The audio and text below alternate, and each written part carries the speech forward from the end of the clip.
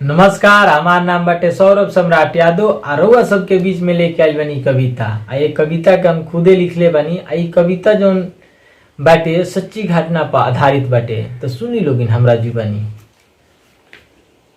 हमरा गौवा में 12 जा हमरा गौवा में 12 जा 2-3 गो चेंगरा हो। हमरा गौवा में 12 जा 2-3 गो चेंगरा हो। कबो जमीनी विवाद पर लड़वावसन, कबो जमीनी विवाद पर लड़वावसन, तो कबो जात पात के नाम पर लड़वावसन। कबो जमीनी विवाद पर लड़वावसन, तो कबो जात पात के नाम पर लड़वावसन। हमरा गौवा में 12 जा 2-3 गो चेंगरा हो। हमरा गौवा में 12 जा 2-3 गो चेंगरा हो।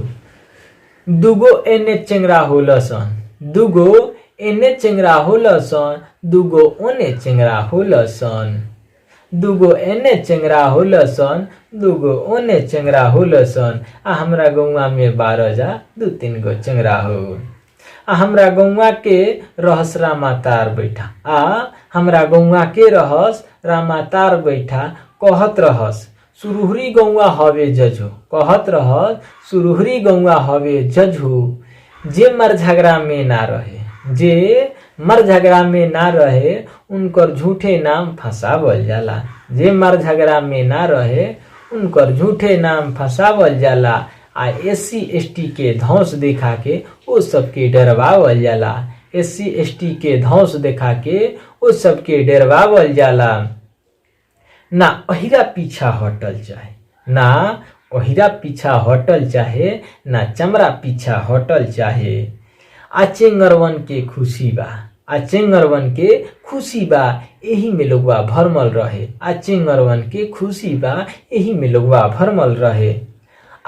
सरकारी कौनो फंड आवे तो, सरकारी कौनो फंड आवे तो लागेला लोग के पूरा मेला हो, लागेला लोगवा के पूरा मेला हो। चेंगरवन के कुछ ना मिले तो, चेंगरवन के कुछ ना मिले तो लगावे लस अरेंगा हो, लगावे लस अरेंगा हो।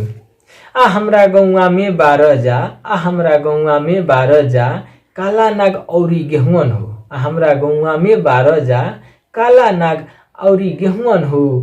काला नाग ऊपरों से करिया, काला नाग ऊपरों से करिया, भीतरों से करिया बावे हो। गेहुअन जितना ऊपर से गोर, उतना भीतर से भी गोर बावे हो। हमरा गौवा में 12 जा 2-3 गो चेंगरा हो। हमरा गौवा में 12 जा 2-3 गो चेंगरा हो।